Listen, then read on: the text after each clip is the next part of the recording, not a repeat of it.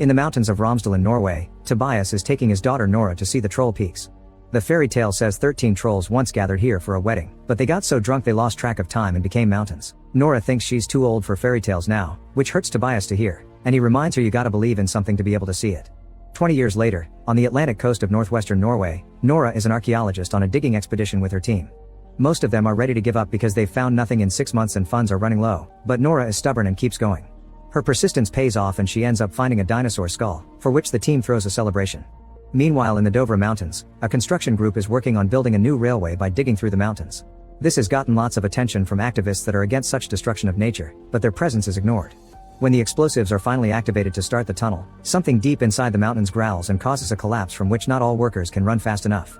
This incident and the seismic activity it caused are immediately detected by the Norwegian armed forces, who send a reconnaissance aircraft to investigate.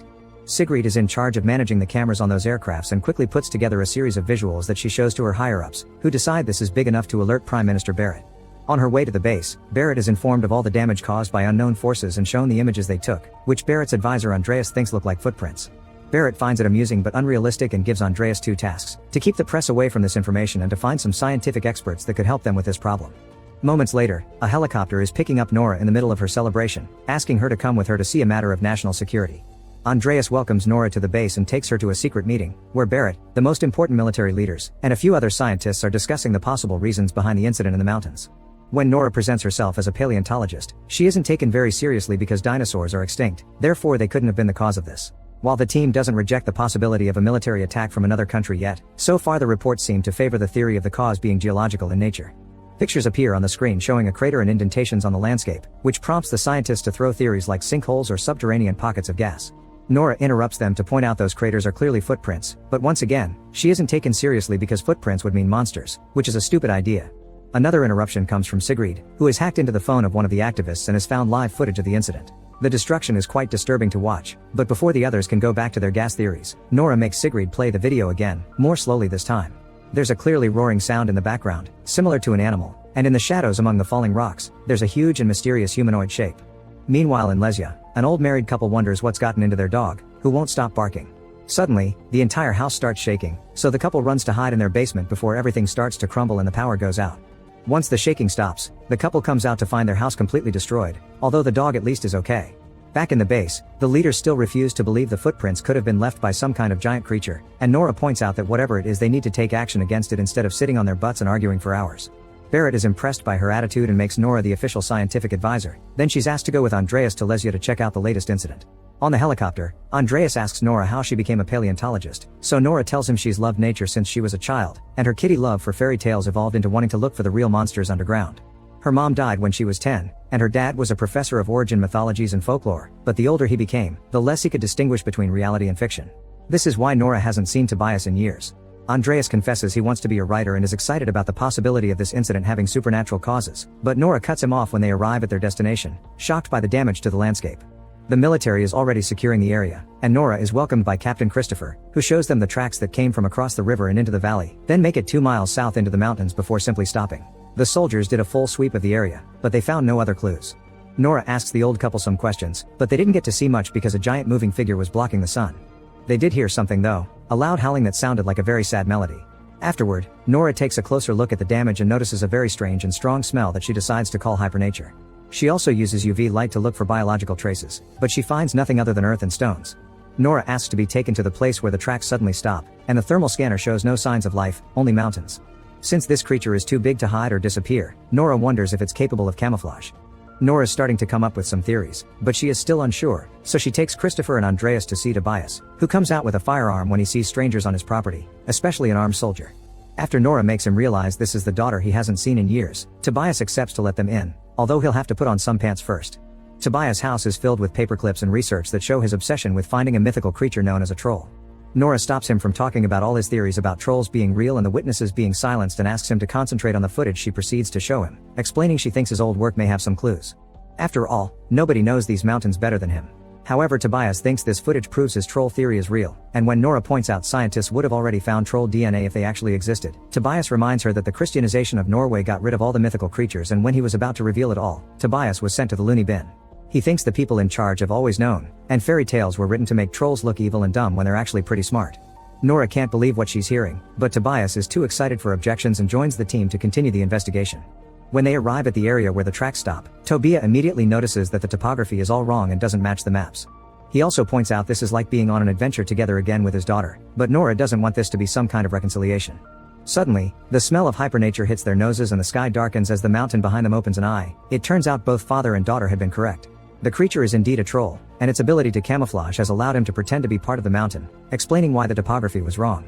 The troll stands up, showing its mighty body and roaring at them, thus the team runs back to the helicopter to get away. They still manage to get the troll on camera though, and when the base gets the transmission, they can't deny the truth any longer. Kristoffer takes the group to his military camp in order to call the base to inform them of what they've learned. Nora continues to use the words unknown creature not to look crazy, but Tobias interrupts her to tell everyone that it's a troll that got bothered by the construction in the mountains, which Tobias considers a mockery of nature. The leaders consider him to be crazy and kick him out, but when Nora asks for more time, she isn't hurt either. They're worried about the safety of their country, so they'll go ahead and prepare a military operation. Afterward, Nora is furious with her dad for ruining it all and wants to leave, but Tobias changes her mind when he explains he knows this isn't a fairy tale, this isn't a troll that will simply be pushed back by weapons and sunlight. The troll has woken up alone and is scared, thus weapons will make it even angrier, not to mention nature always pushes back. Nora accepts he's right and stays. Now it's just a matter of convincing Kristoffer of taking them with him.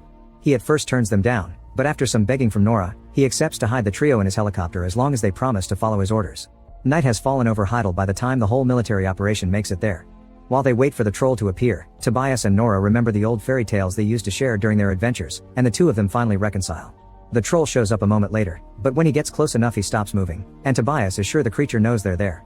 The soldiers open fire on the troll, ignoring Tobias' warnings that it'll only make him angry, but the bullets and the explosions do nothing and only cause it to attack back just like Tobias predicted. Everyone begins running away as the troll destroys everything in its path, including the cameras that were transmitting the operation to the main base. The team hides behind a tree with a wounded soldier, and when they're about to move away, the troll reaches down and grabs the soldier to eat it. Tobias explains the troll probably smelled the blood from the soldier's wounds.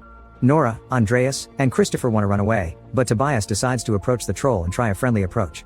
To everyone's shock, the troll actually stops moving and answers Tobias' gentle words with peaceful groans, but unfortunately not all the soldiers got the memo. A truck opens fire on the troll again, and when the creature turns around to counterattack, it accidentally hits Tobias in the process. As the troll walks away, Nora rushes to her father's side, and Tobias mumbles the words the palace, the king, home, asking his daughter to remember to believe before he dies. When they return to the base, Nora keeps herself busy looking over Tobias' research to forget the pain and look for a solution. When Andreas and Kristoffer come to check on her, they inform her they've lost sight of the troll for now, but the army is getting ready for an airstrike. Nora thinks this attack will have the same result as the first one, meaning they need to think outside the box. The fairy tales say trolls don't like sunlight, but they've seen this one come out in daylight. The other clue they have is Tobias' mention of how the trolls were destroyed by the Christianization of Norway, which gives Nora an idea. They contact Barrett and the others to explain that stories say trolls used to throw boulders at churches when they heard the bells, which means bells are what they need to use. The leaders think this is ridiculous, so Kristoffer has to cut in to remind them nothing has worked so far and they need alternatives, thus Barrett reluctantly gives them permission to carry on the plan. The troll reappears moments later, coming closer to the Hunderfossen family park and causing massive panic among the crowd. As everyone begins running away except for a little girl that wants to watch the creature, Kristoffer and Nora show up in a helicopter, guiding a whole hover that is carrying giant bells. They surround the troll with these bells as they make them ring, and Nora turns out to be right, the sound does hurt the troll's ears. However, the troll also doesn't hesitate to attack to defend himself, hitting the helicopters and making them crash. When one is about to fall on top of the little girl, the troll surprisingly grabs the helicopter to save her before it walks away. Since this happened in such a public location, now the whole world knows about the troll and the fact it's making its way to the capital city. Newscasts from every country cover the incident and phone-recorded clips go viral on social media. When the team returns to the base, a furious Barrett ignores Nora when she points out the bells did work, so they should try again from a different angle, and kicks her out of the base.